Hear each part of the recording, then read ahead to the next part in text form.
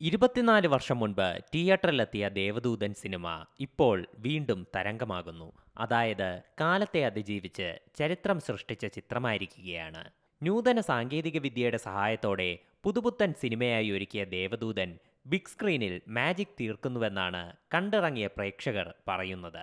പാട്ടുകൊണ്ടും പശ്ചാത്തല സംഗീതം കൊണ്ടും വിദ്യാസാഗർ അത്ഭുതം തീർത്ത ചിത്രം ദേവദൂതൻ കഴിഞ്ഞ ദിവസമാണ് റിലീസ് ചെയ്തത്.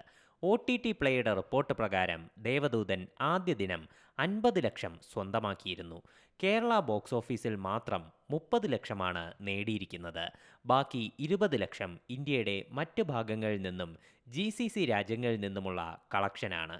2000-ൽ പുറത്തിറങ്ങിയ പരാജയ ചിത്രമായിരുന്നു ദേവദൂതൻ. ശബ്ദമിശ്രണത്തിൽ തികവ് വരുത്തിയും സിനിമയുടെ ചില ഭാഗങ്ങൾ വെട്ടി 34 മിനിറ്റായി ചുരുക്കിയുമൊക്കെ മാറ്റങ്ങൾ വരുത്തി പുതിയ സിനിമ പോലെ തന്നെയാണ് പുറത്തിറക്കിയിരിക്കുന്നത്. പ്രേക്ഷകരുടെ ഭാഗത്തു നിന്നും മികച്ച പ്രതികരണം ലഭിച്ചതോടെ ചിത്രത്തിന്റെ സ്ക്രീൻ കൗണ്ട് കൂട്ടിയിരിക്കുകയാണ് നിർമ്മാതാക്കൾ. 56 തിയേറ്ററിൽ നിന്ന് 100 തിയേറ്ററുകളിലായി സിനിമ പ്രദർശനം തുടരും. കോക്കേഴ്സ് മീഡിയ എന്റർടൈൻമെന്റ് ആണ് ഇക്കാര്യം അറിയിച്ചത്. കേരളത്തിന് പുറമെ കോയമ്പത്തൂർ, ചെന്നൈ, മുംബൈ, ഹൈദരാബാദ്, ദില്ലി, ബംഗളൂരു, മംഗളൂരു എന്നിവിടങ്ങളിലും ചിത്രത്തിന് റിലീസുണ്ട്. UAEയിലും GCCയിലും ചിത്രം വെള്ളിയാഴ്ച തന്നെ എത്തിയിരുന്നു.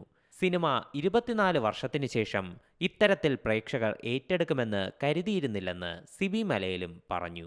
ഒരു സിനിമ റിലീസ് ചെയ്യുന്നു, അതിൽ കോടി ക്ലബ്ബൊന്നും പ്രതീക്ഷിച്ചിരുന്നില്ല. കുറച്ചുപേർ മാത്രം ദേവദൂതൻ കണ്ട് മടങ്ങുമെന്നാണ് കരുതിയത്. എന്നാൽ ഓൺലൈൻ പ്രീ ബുക്കിംഗ് കണ്ട് തങ്ങൾ ഞെട്ടിപ്പോയെന്നും സിബി മലയിൽ ഇന്ന് മാധ്യമങ്ങളോട് സംവദിക്കവേ പറഞ്ഞു. News desk C Malayalam news.